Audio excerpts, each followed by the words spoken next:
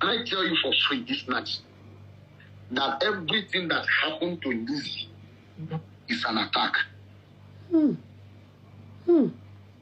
From the spiritual side. Everything, yes, ma'am, from the spiritual world is an attack.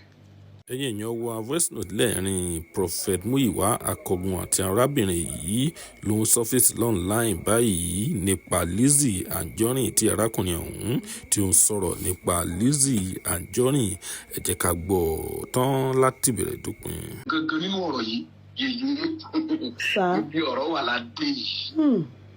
Ṣé rí gbogbo èyí tí mo sọ àtẹ̀kíní àtẹ̀kejì, they are what we call empirical explanations.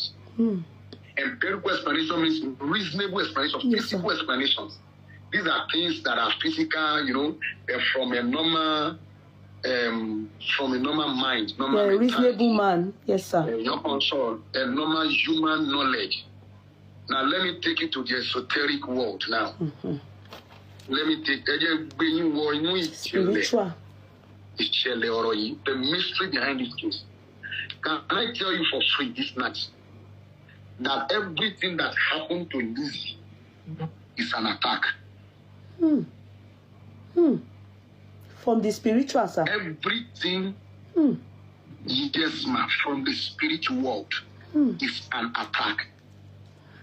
Now, Esorokan, when you started the program, you said probably Lizzy didn't see the video earlier, or probably she saw it and she intended to ignore. I don't know. But do you know that a lot of people is opined, they have not believe to budget the Lizzy video by now, even before now, meaning that she would have called me out. As she called me out, as she molest me online, as she put me some kind of cyber bully. I don't know how true is that. I don't know how interesting. I don't know. But do you know that this video to Jadi last year, a lot of attack came. I received a lot of cyber bully. Over the video that I saw, sir. Yes. A lot of people said I'm seeking for attention and seeking for recognition. What recognition am I seeking for? I have a church of my own. I have a wife. I have kids. I have every good thing a man of God should have. Say, Lizzy, if for me 100 million, you don't know for me. I'm okay. I want to. You can ask anybody in the kitchen. I'm not bragging, but I'm saying this to people who are around me. Now, a lot of people once they see videos online about men of God prophesying, they said, they are businessmen, and he then say fault and when you fake it poor. You know what I'm saying? Fake it poor. Serious man of God. Now after this program, I will pray with people. Mark can pray one go live, one go about that time. One day ma confirm with don't chimban so to bad jero kenny ye possible pe ro ni mo pa. To bad jo elele ma fi mo pe wo bi wa. Olorun wa. I know they are fake, but you must understand that I want any pure long she wa nínú ayé.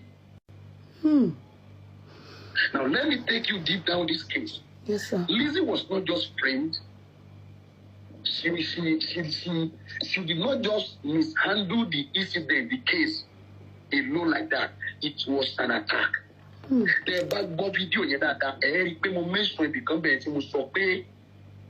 I mentioned it here that I saw an attack. Mori offer kan tí wọ́n ti rán sójú ọjọ́ pé tí offer yẹn bá ti lè bá a ṣàlàyé tì. Ayé ò ní gbọ́ àyè ẹ̀. Bẹ́ẹ̀ni. Ṣé kò máa ṣàlàyé tì bá? Oh yes, bẹ́ẹ̀ni sir. Ṣé kò máa ṣàlàyé tì bá? Bẹ́ẹ̀ni sir, bẹ́ẹ̀ni sir. Because many people, some of them are, they are saying that she's lying, is a lie, or the story is not making sense. Everything she's saying is not adding up. Everything is a lie. It's a lie. Some people were even abusing me when I did I shared your video and said, this man know that. At that time, I've not looked for you, sir. I just said it that somebody they said that I'm afraid of Lizzy. I can't say the truth. I'm like Why we're afraid of who? Lizzy Bao. I don't know her more than everybody knows her. I've only seen somebody that's seen and prophesied, you know, and seen a vision, and I've spoken on it. Assuming Lizzy saw this, probably because we don't know the truth anymore. This preference we have false, and you know. So I heard what you said, sir, and I think it's making sense to me. Now, the mystery behind all this thing, Lizzy is under attack. I will give you few evidences. Please, sir. Number one, after these whole cases happened, it made me so curious to search about who is this Lizzy. Then I went online. The videos I saw, in fact, there was a video I saw where Lizzy told him about some individuals that in case with some, I don't want to mention the name of anybody on this program. Yes, please. I don't even like it too. A couple of individuals. There was even a particular one, she was laying a big course. And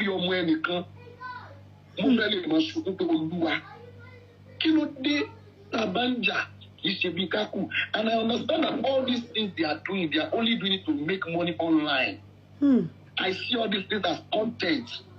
Funny enough, can I tell you, these people won't only around. They don't go. They were not friends physically. They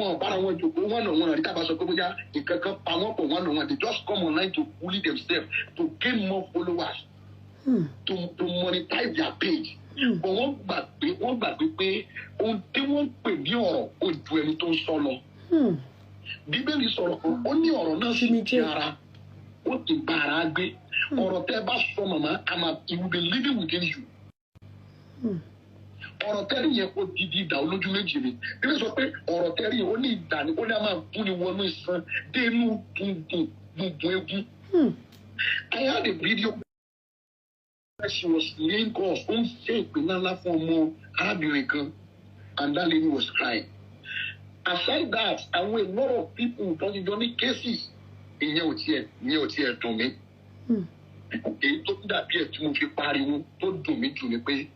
She had a case with Celestial Church of Christ. Celestial. Come online. In fact, a prophet has to reply her.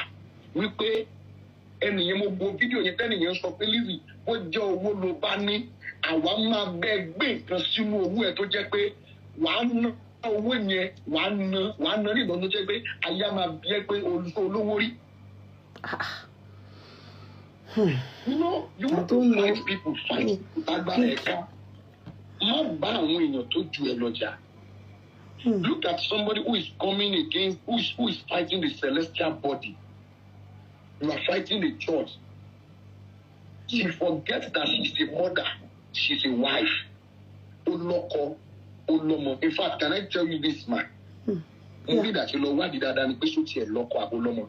Because in that you know when we know what I'm doing, see in your two look only my jabai online. You go there one in the go there, my go there, my pattern from Oma to one look my dear.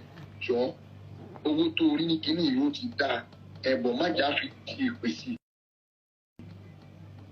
I'm not insulting, I'm not being an intrude into our private life or our marriage. I'm only talking for people to learn. Majamasala back in confusion much more. Yes, sir.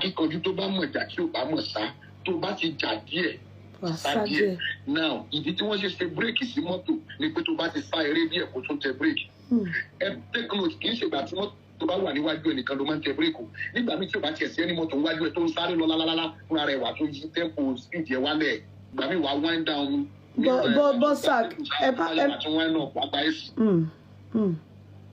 Now what I'm trying to say is ìgbà tó wo gbogbo ayé ṣùṣù tó wo gbogbo church ṣùṣù tó rí church ìbájà tó jẹ́ sẹ̀lẹ̀ ló wá ló ń bájà. Ó bá sẹ̀lẹ̀ jà tán. Okay, the case can share recently the case of Yinka TNT. Èmi ò fọ́nà gbogbo àwọn kan wọ̀nyí tẹ́lẹ̀ o case ìyẹlé náà ló sọ mí dẹni tó ń lọ ń go kíní àwọn èèyàn máa pè ní èmi ò mọ ẹyẹ tó ń jẹ́ Yinka TNT before now. Now nígbà tí Yínká TNT kọrin tí àwọn kérúbù